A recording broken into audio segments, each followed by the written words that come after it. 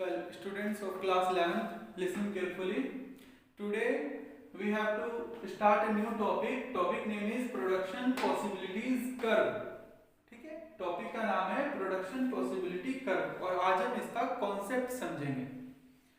Topic को शुरू करने से पहले हम ये समझते हैं कि इकोनॉमिक्स कहाँ से स्टार्ट होती है। वेल, इकोनॉमिक्स स्टार्ट होती है ह्यूमन के एक बिहेवियर से, और ह्यूमन का एक बिहेवियर है that human wants are unlimited. Human की जो इच्छाएं हैं वो बहुत ज्यादा हैं, ठीक है। But the problem is that resources to fulfil these wants are limited. जो रिसोर्सेज हैं हमारे पास जिनसे हम इन इच्छाओं को पूरा करते हैं वो क्या है, हमेशा ही लिमिटेड है, कम है, ठीक है। लिमिटेड रिसोर्सेज को ही हम स्केर्स रिसोर्सेज भी कहते हैं।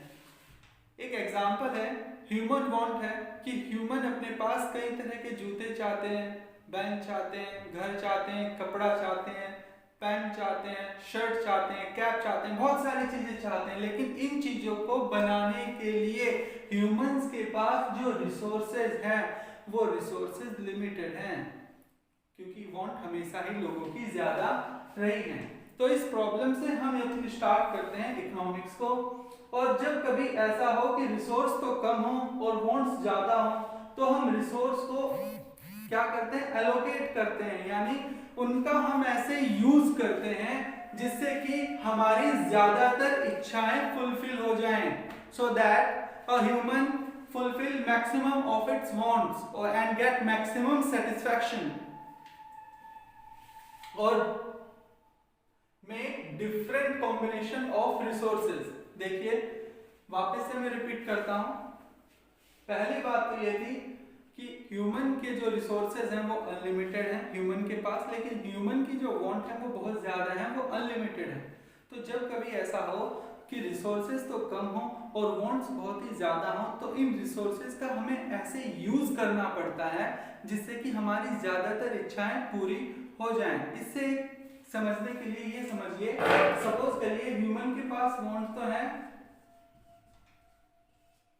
और ह्यूमन के पास जो रिसोर्सेज हैं वो है केवल इतने रिसोर्सेज हैं कि वो इनमें से केवल 3 इच्छाओं को पूरी कर सकता है। अब वो 3 इच्छाएं कौन सी होंगी?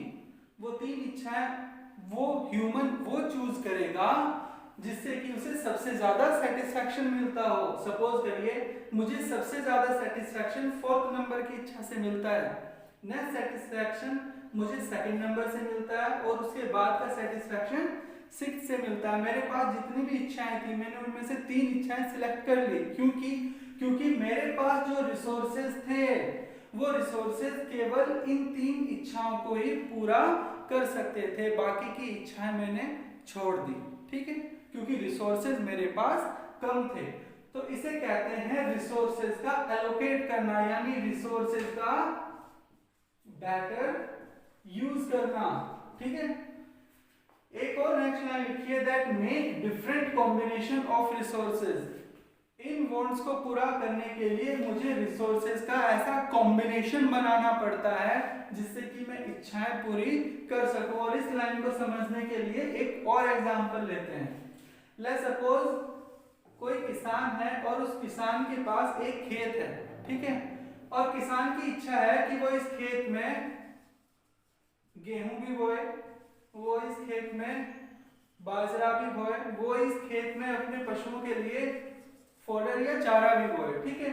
अब इच्छाएं तो बहुत है किसान की, लेकिन किसान के पास खेत लिमिटेड है, यानी रिसोर्सेज लिमिटेड है, लेकिन उसकी इच्छाएं अनलिमिटेड है। तो किसान क्या करता है, किसान एक बात सोचता है कि मैं क्यों ना ऐसा करूं कि इतनी जमीन पर तो मैं बोलूं बाजरा और बाकी की जमीन पर मैं बोलूं व्हीट, ठीक है। लेकिन अगर किसान को बाजरा गेहूं के बराबर ही पसंद होगा तो वो क्या सोचेगा, एक और काम कर सकता है, वो ये कर सकता है कि मैं पूरे हाफ पोर्शन पे उगाता हूं बाजरा और हाफ पोर्शन पे उगाता हूं व्हीट, और अगर व्हीट की कम जरूरत हुई तो व्हीट को वो कम भी कर सकता है और बाजरे को बढ़ा सकता है, ठीक है। तो इस कंडीशन में इन चॉइसेस के सामने अपने अवेलेबल रिसोर्स का किसान कैसे यूज कर रहा है, किसान अलग अलग कॉम्बिनेशंस बना रहा है, किसके, इस अवेलेबल रिसोर्स के। क्यों बना रहा है अलग अलग कॉम्बिनेशन, क्योंकि जो उसकी इच्छा है उन इच्छाओं में से वो मैक्सिमम सेटिस्फैक्शन ले सके या अपनी इच्छाओं को ज्यादातर ऐसे पूरा कर सके जिससे उसे ज्यादा से ज्यादा सेटिस्फैक्शन मिले। तो ये है हमारे पीपीसी का कॉन्सेप्ट कि जब कभी भी वांट्स अनलिमिटेड होती हैं और रिसोर्सेज लिमिटेड होते हैं तो हमेशा हम अपने रिसोर्सेज को बेस्ट वे में यूज करेंगे, उनको ऐसे एलोकेट करेंगे, उनका ऐसा कॉम्बिनेशन करेंगे कि हमें अपनी इच्छाओं में से मैक्सिमम सेटिस्फैक्शन मिल सके। आई होप ये टॉपिक का कॉन्सेप्ट आपको क्लियर हुआ होगा।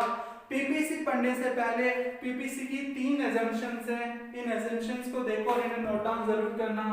पहली एजम्पशन है रिसोर्सेज रिमेन फिक्स। इसका मतलब ये है कि जब हम पीपीसी को पढ़ेंगे हमारे पास जो गिवन रिसोर्सेज है, जैसे इस केस में हमारे पास गिवन रिसोर्स था किसान का खेत, तो ये खेत अपने आप बढ़ नहीं सकता, ठीक है।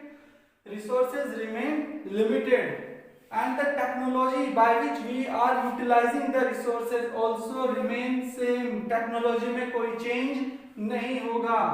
और हाँ, इस रिसोर्स का यूज हम अपनी पूरी एफिशिएंसी पे करेंगे जिससे हमें मैक्सिमम सेटिस्फैक्शन मिल सके। तो ये 3 हमारे पास एजम्पशन है, no change in resource, no change in technology and full utilisation of the resource. तो ये हमारा कॉन्सेप्ट था पीपीसी का और ये एजम्पशन थी। अब नेक्स्ट पॉइंट में हम देखते हैं कि पीपीसी क्या होता है।